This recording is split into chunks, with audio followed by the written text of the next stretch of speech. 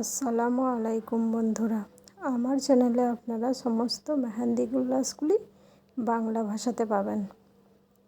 মেহেন্দির basic to advance এলিমেন্টসগুলো নিয়ে আমি ডিটেলসে ভিডিও করেছি এবং করব। তাই আপনারা যারা এই মেহেন্দি শিখছেন বা শিখবেন ভাবছেন, তাদের ভিডিওগুলি অনেক কাজে লাগবে। আজ আমি আলোচনা করব ফিলার এলিমেন্ট নিয়ে।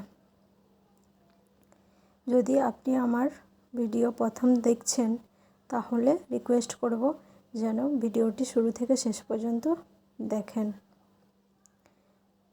ফিলার এলিমেন্ট মূলত একটা শেপকে প্রপার রূপ দেওয়ার জন্য ব্যবহার করা হয়।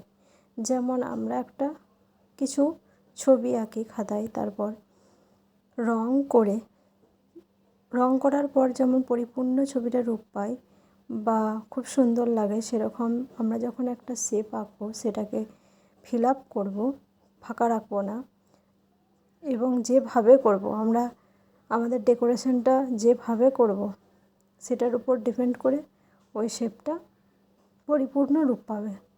অর্থাৎ আমরা যদি সুন্দর করে এলিমেন্টগুলো অ্যাডজাস্ট করে ডিজাইনটা করতে পারি বা ফিল আপ করতে পারি, তাহলে আমাদের শেপটাও সেরকম সুন্দর হবে। তো ফিলার এলিমেন্ট হিসাবে আমরা বেসিক এলিমেন্টসগুলোই ব্যবহার করে থাকি, যেমন ফ্রিলস, লাইন্স, সোয়েরাল, ডট, এগুলোকেই একটার সাথে একটা ঠিক অ্যাডজাস্ট করে করে আমরা ফিল আপ করে থাকি।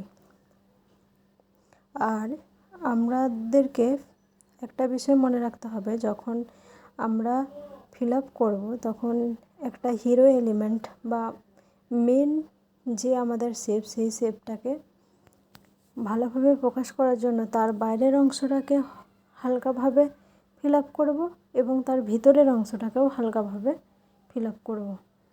এই বিষয়টা যখন আমি একটা শেপকে ফিল আপ করা দেখাবো, তখন আপনারা ভালোভাবে বুঝতে পারবেন। অর্থাৎ ফিলার এলিমেন্ট আমরা সবসময় লাইট লাইন দিয়ে বা লাইট ওয়ার্ক দিয়ে করব, যাতে দুটোর মধ্যে ভ্যারিয়েশনটা বুঝতে পারা যায়। আমি যখন প্রপার একটা শেপ করব তখন আপনারা এটা বুঝতে পারবেন।